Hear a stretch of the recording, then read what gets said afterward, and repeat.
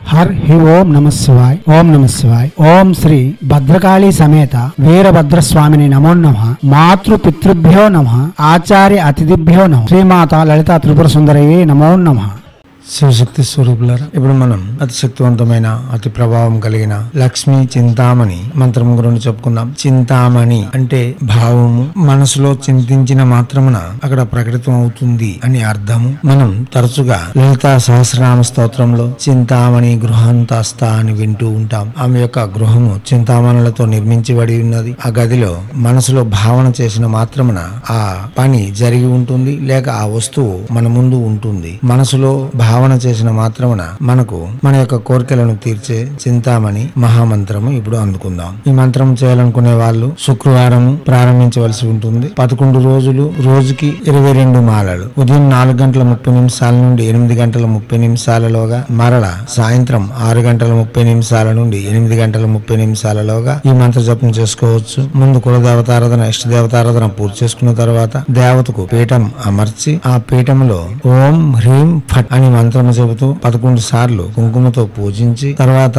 మనం వినియోగం చెప్పుకొని ప్రత్యక్షంగా మంత్రం జపం చేసుకోవచ్చు. తీయని పదార్థములు, ఎర్రని వస్త్రములు, ఎర్రని పూలు, రక్తచందనపు మాల, పుష్కరపు మాల, వైజయంతి మాల శ్రేయోదాయకము, ఉత్తర అభిముఖము శ్రేయోదాయకము లేదా పూర్వాభిముఖంగా కూడా జపం చేసుకోవచ్చు. దివ్యాత్మ స్వరూపులారా, అష్టదళ పద్మం వేసి మధ్యలో ఓం హ్రీం ఫట్ అని అక్షరములను అనగా బీజములను రాసి లక్ష్మీదేవిగా పూజించవచ్చు. లేదా పసుపు ముద్దను అక్కడ ఉంచి లక్ష్మీదేవిగా భావన చేసి పూజించవచ్చు. లేక కలశ స్థాపన చేసి ఆ కలశముని లక్ష్మీదేవిగా పూజించి మనం తర్వాత ప్రత్యక్షంగా మంత్ర జపం చేసుకోవచ్చు. ఎర్రని పూలతో పూజ, తీయని పదార్థములు ప్రసాదం నివేదన చేస్తూ జపం చేయవలసి ఉంటుంది. తొలి సంధ్య మరి సంధ్య దేవతకు శక్తి కొలది ఆరాధన చేస్తూ పూజించుకోవలసి ఉంటుంది. దివ్యాత్మ స్వరూపులారా, ప్రసంగంలను విని అవగాహన పెంచుకొని జపములకు ఉపక్రమించి మన యొక్క సమస్యల నుండి బయటపడడంతో పాటు దేదీప్యమానమైన దివ్యవంతమైన జీవితం కొనసాగించేందుకు ఇటువంటి మంత్రములు చాలా వరకు ఉపకరిస్తాయి. ముందుగా ఈ మంత్రం దేనికోసం చేస్తున్నాం అన్నది వినియోగంగా చెప్పుకుందాం. ఇప్పుడు వినియోగము. ఓం అస్య శ్రీమద్ లక్ష్మీ చింతామణి మహామంత్రస్య వామన ఋషి విరాట్ చంద చింతామణి దేవత శ్రీ మహాలక్ష్మి ప్రీత్యర్థే జపే వినియోగ.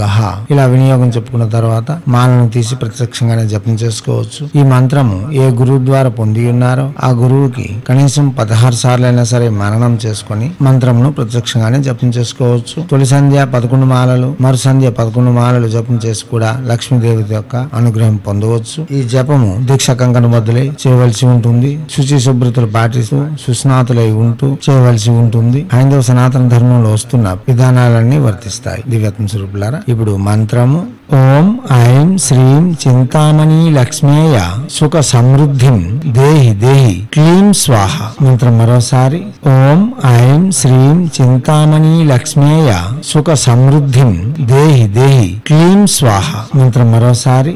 ఓం ఐం శ్రీం చింతామణి లక్ష్మేయ సుఖ సమృద్ధిం దేహి దేహి క్లీం స్వాహ.